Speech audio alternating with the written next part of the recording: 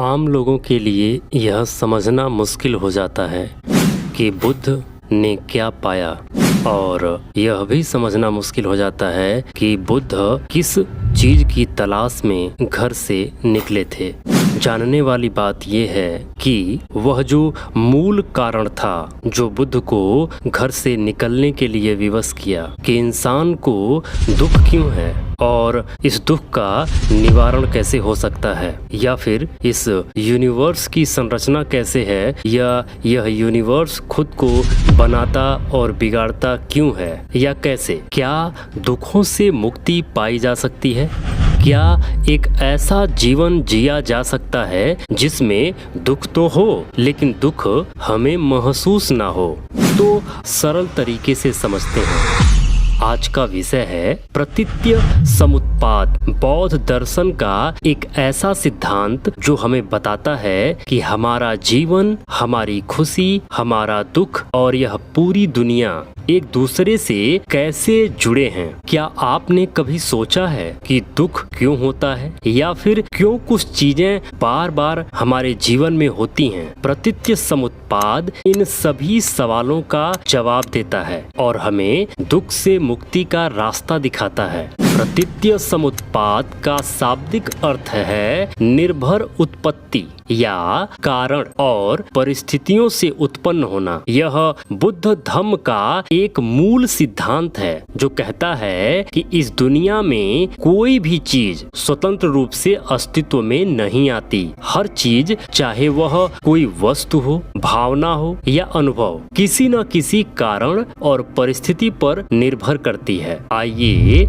इसे एक उदाहरण से समझते हैं। मान लीजिए एक फूल खिलता है। क्या वह फूल अपने आप खिला या नहीं? उसे बीज चाहिए, मिट्टी चाहिए, पानी चाहिए, सूरज की रोशनी चाहिए और सही मौसम चाहिए। अगर इनमें से कोई एक चीज न हो तो फूल नहीं खिल सकता। ठीक उसी तरह हमारे जीवन की हर घटना, चाहे वह दुख हो, सुख हो या कोई और अनुभव, कारणों और परिस्थितियों पर निर्भर करता है। यह परिस्थितियों का परिणाम होता है। बुद्ध ने इसे बहुत सुंदर तरीके से समझाया। इसके होने से वह होता है, इसके न होने से वह नहीं होता है। ध्यान से सुनिएगा। इसके होने से वह होता है, इसके न होने से वह नहीं होता है। यानी अगर हम कारणों को बदल दें तो परिणाम भी बदल जाएगा। यह सिद्धांत हमें यह समझने में मदद करता है कि दुख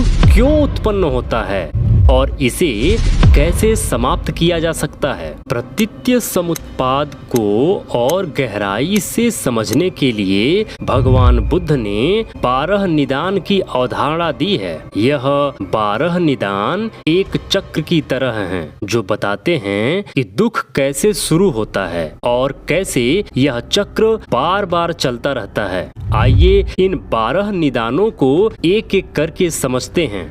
सबसे पहला निदान है अविद्या यानी अज्ञान। यह वह स्थिति है जब हम वास्तविकता को नहीं समझते। हम यह नहीं जानते कि यह कुछ अनित्य, बदलने वाला जैसा है और हमारी इच्छाएं और आसक्ति ही दुख का कारण बनती हैं। आप इसे ऐसे समझिए कि यह अज्ञान ही बाकी चक्र की नींव है। दूसरा, संस्कार यानी कर्म और आदतें। अविद्या के कारण हम कर्म करते हैं, अच्छे या बुरे। ये कर्म हमारी आदतें और प्रवृत्तियां बन जाते हैं जो भविष्य के अनुभवों को प्रभावित करते हैं। तीसरा, विज्ञान, जिसे चेतना कहा जाता है। हमारे कर्मों से चेतना उत्पन्न होती है जो अगले जन्म या अनुभवों को आकार देती है। यह हमारा मन है जो कर्मों के बीज को आगे ले जाता है। चौथा, नाम रूप यानी मन और शरीर। चेतना से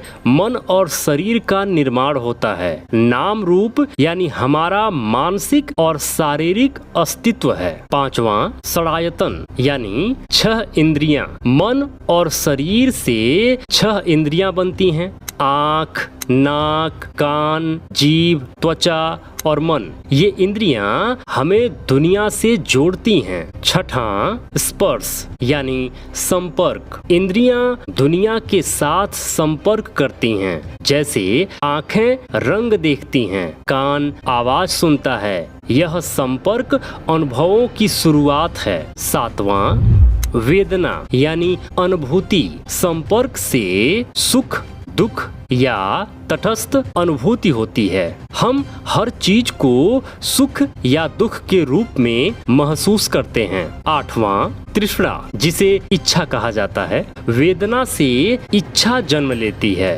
हम सुख को बार बार चाहते हैं और दुख से बचना चाहते हैं। यह लालच दुख का कारण है। नवा, उपादान यानी आसक्ति। इच्छा बढ़कर आसक्ति बन जाती है। आसक्ति के कारण हम चीजों, लोगों या विचारों से चिपक जाते हैं। दसवां, भव यानी अस्तित्व। आसक्ति से कर्मों का निर्माण होता है जो भविष्य के अस्तित्व को जन्म देता है। 11वां, जाति जिसे जन्म कहा जाता है। आप जाति को इस समय वाली जाति मत समझ लीजिएगा। प्राचीन काल में जाति का मतलब होता था जन्म।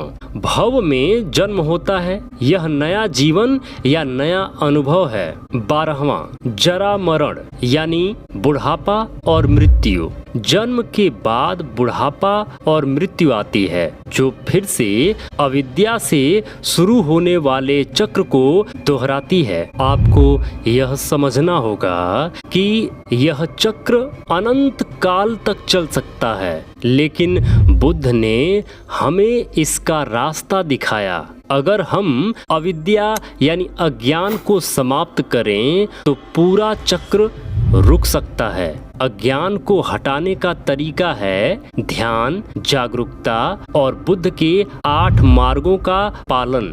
जब हम समझ जाते हैं कि सब कुछ अनित्य है और आसक्ति छोड़ देते हैं तो हम दुख से मुक्ति पा सकते हैं। अब सवाल यह है कि प्रतीत्य समुत्पाद जैसा गहरा सिद्धांत हमारे रोजमर्रा के जीवन में कैसे काम आ सकता है। आइए उदाहरण से समझते हैं। मान लीजिए आप ट्रैफिक में फंस गए और आपको गुस्सा आ रहा है। यह गुस्सा अपने आप नहीं आया, यह इस कारण से आया कि आप जल्दी में थे, यानी अविद्या। आपकी आदत है जल्दी गुस्सा होने की, यानी संस्कार, और आपने ट्रैफिक को दुख के रूप में यानी वेदना के रूप में देखा। अगर आप जागरूक होकर अपनी प्रतिक्रिया बदलें, जैसे गहरी सांस लें या स्थिति को स्वीकार करें, तो गुस्सा नहीं आएगा। चलिए दूसरा उदाहरण समझते हैं। रिश्तों में आसक्ति। कई बार हम किसी व्यक्ति से इतनी आसक्ति रखते हैं कि अगर वह हमारी अपेक्षाओं पर खरा न उतरे तो हमें दुख होता है। प्रतीत्य समुत्पाद हमें सिखाता है कि यह आसक्ति यानी उपादान ही दुख का कारण है। अगर हम बिना शर्त प्यार करना सीखें और अपेक्षाएं छोड़ दें तो रिश्तों में सुख बढ़ेगा। यह हमें समझना होगा। एक उदाहरण और मैं बताता हूँ। ध्यान और जागरूकता। जब हम ध्यान करते हैं तो हम अपने विचारों और भावनाओं को देखते हैं। हम समझते हैं कि ये सब कारणों से उत्पन्न होते हैं। यह जागरूकता हमें चक्र को तोड़ने में मदद करती है। प्रतीत्य समुत्पाद सिर्फ एक दर्शन नहीं है, बल्कि यह एक जीवन जीने का तरीका है। यह हमें सिखाता है कि हम अपने जीवन के मालिक हैं। हमारे विचार, हमारे कर्म और हमारी जागरूकता ही हमारे सुख और दुख को निर्धारित करते हैं। अगर हम इस सिद्धांत को समझ लें तो हम इसे अपने जीवन में छोटे छोटे बदलाव ला सकते हैं, जैसे गुस्से को शांति से बदलना, आसक्ति को स्वतंत्रता से बदलना और अज्ञान को जागरूकता से बदलना। बुद्ध का यह संदेश आज भी उतना ही प्रासंगिक है जितना 2500 साल पहले था। मेरे मित्रों, प्रतीत्य समुत्पाद हमें यह सिखाता है कि सब कुछ एक दूसरे से जुड़ा है। यह समझकर हम अपने जीवन को और सार्थक बना सकते हैं। क्या आपने कभी अपने जीवन में इस चक्र को देखा है? अपने अनुभव हमारे साथ कमेंट में साझा करिएगा। अगर आपको यह वीडियो पसंद आया तो लाइक करें, अपने दोस्तों के साथ शेयर करें और हमारे चैनल को सब्सक्राइब जरूर करें। बेल आइकन दबाना न भूलें ताकि आपको हमारे नए वीडियो की सूचना मिलती रहे।